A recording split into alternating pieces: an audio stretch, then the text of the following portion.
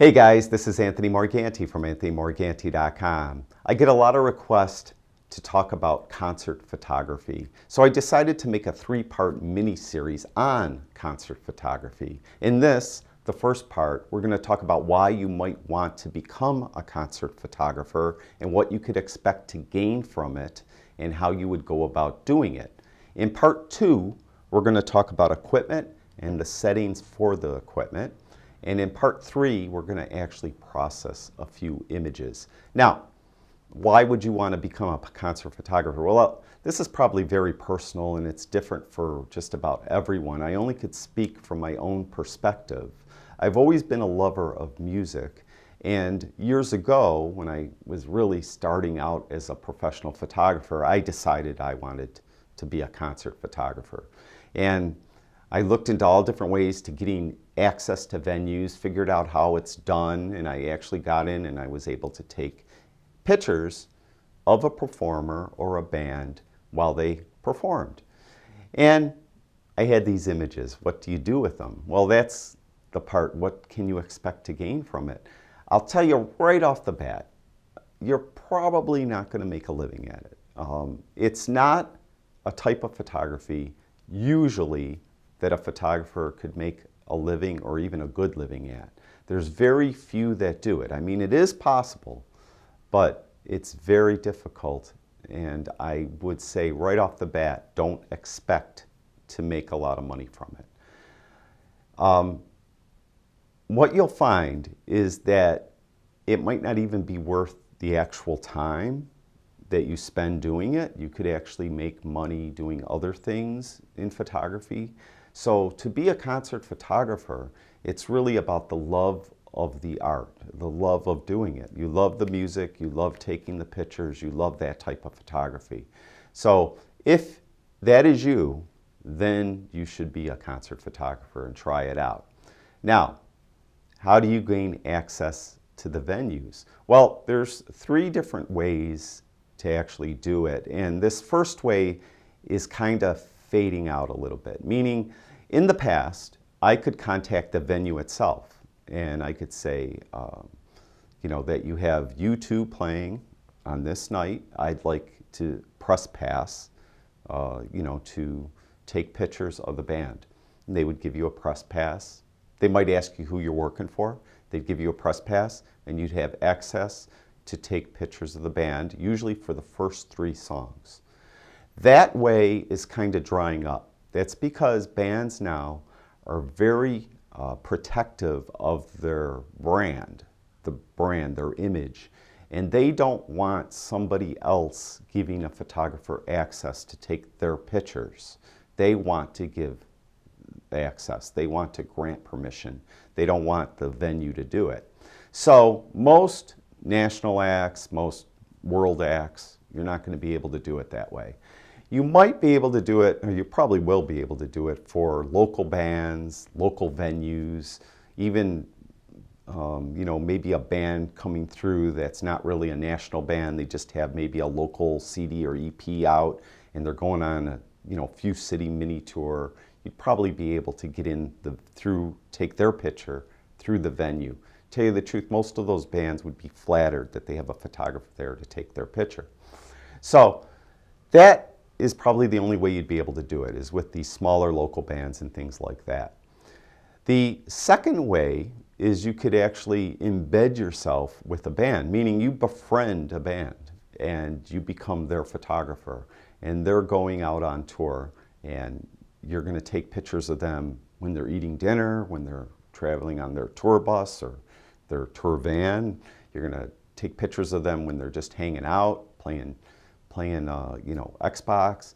You're going to take pictures of them when they're performing. You're doing all that.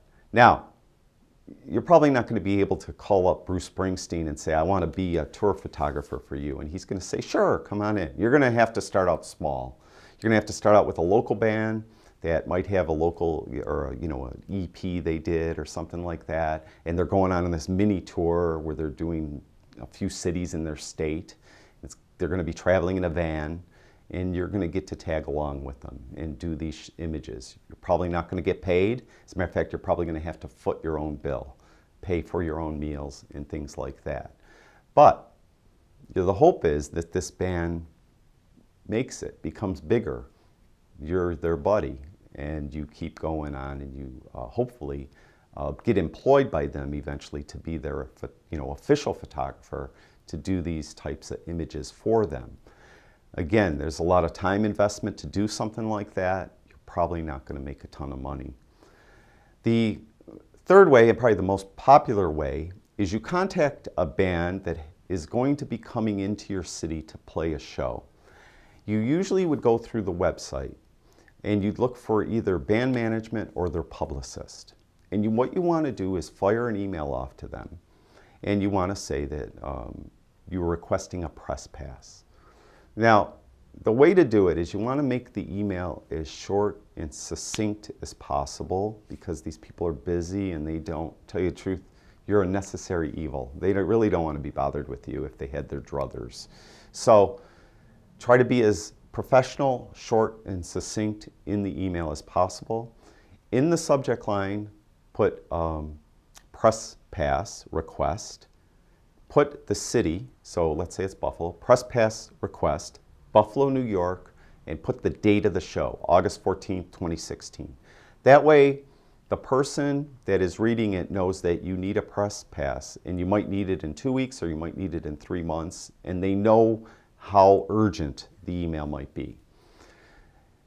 After that, in the body of the email, if you know the person's name, definitely use their name, dear Mr., dear Mrs., whatever, dear Miss, whatever. Put that in there. Then, if not, put to whom it may concern. Just something like that, or just leave that out entirely if you don't know their name, and just start right away. And what you want to do is you have to tell them what you're going to do for them. Meaning, you can't write in there that I'm looking to expand my photography portfolio, I want to be a concert photographer, and I want to take pictures of the band. You're not going to get the press pass. The press pass doesn't care what they could do for you. All they're worried about is what you're going to do for them. So what you have to do beforehand is you have to try to find a place that is interested in your images. Now, it's a little easier nowadays than it was in the past. Nowadays, there's tons of online music oriented websites. So you could contact one and you say, listen, I have this band, this band, this band, this band, this band coming through my town, and I'm going to take pictures when they're performing. Would you be interested in these images? And let's say a site, abcmusic.com, says, yes, we'd be interested in some pictures. Now, with that said, you may or may not get paid. Most of these places nowadays want the images for free to help promote you. Hopefully you could negotiate something so you get paid something for the images. But that's kind of beside the point. You get that access. You say, okay, abcmusic.com will take my images. So when you send off that email to the band's publicist or management, you say, hi, my name is Anthony Morganti. I'm a professional photographer in Buffalo, New York. The band is coming through my town on August 14th, 2016. I'm requesting a press pass to take pictures of the band for the website, abcmusic.com. That's it. Send off the email. Hopefully, they'll respond relatively quickly, but probably a week will go by and you won't hear anything. Send off a polite second email. I would go up to 3 emails, maybe over a 3-week period. If you don't hear nothing or anything, if you don't hear anything, then you're probably not going to. So move on to the next band. And that's the way it's done. So what will happen if they want you to take pictures? They will send you a contract. The contract's going to vary from band to band. You have to make sure you read it carefully, because the most important part of the contract is who owns the images.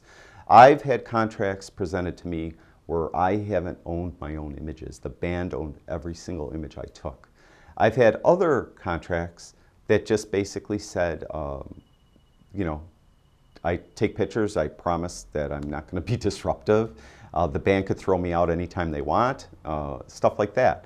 Read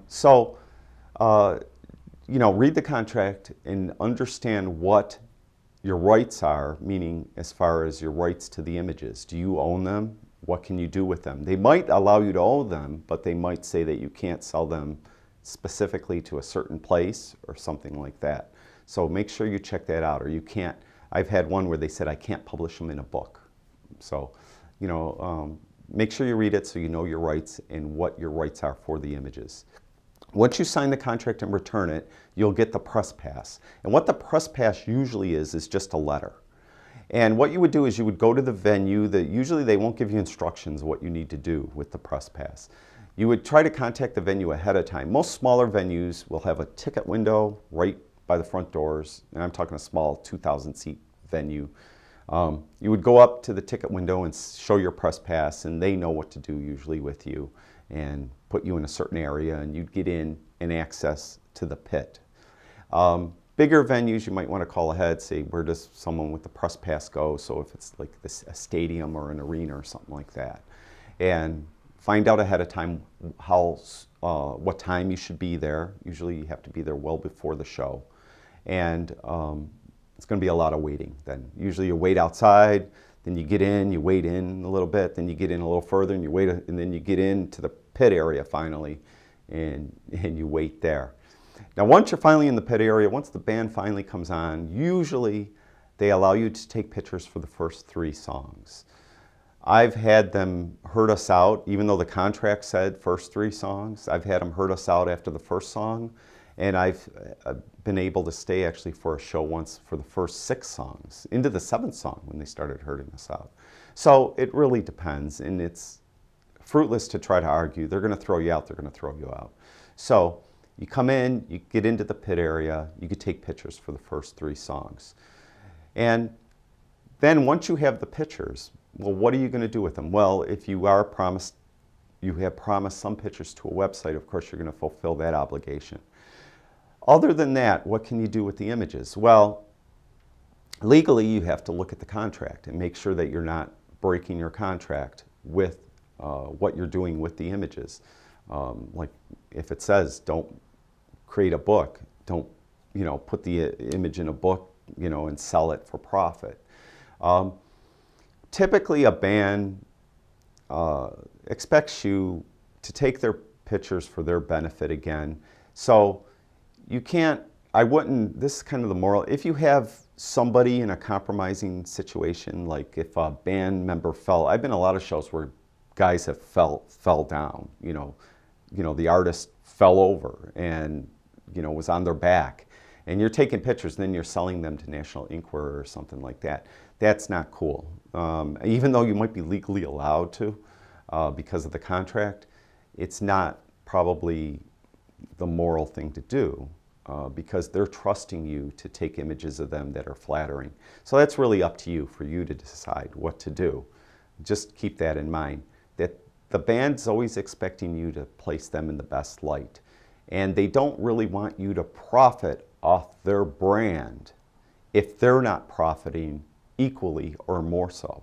So you can't really take those images, create a book, coffee table book of bands, and have Neil Young's picture on the cover of your book. It's just not going to fly. All right, so just keep that in mind.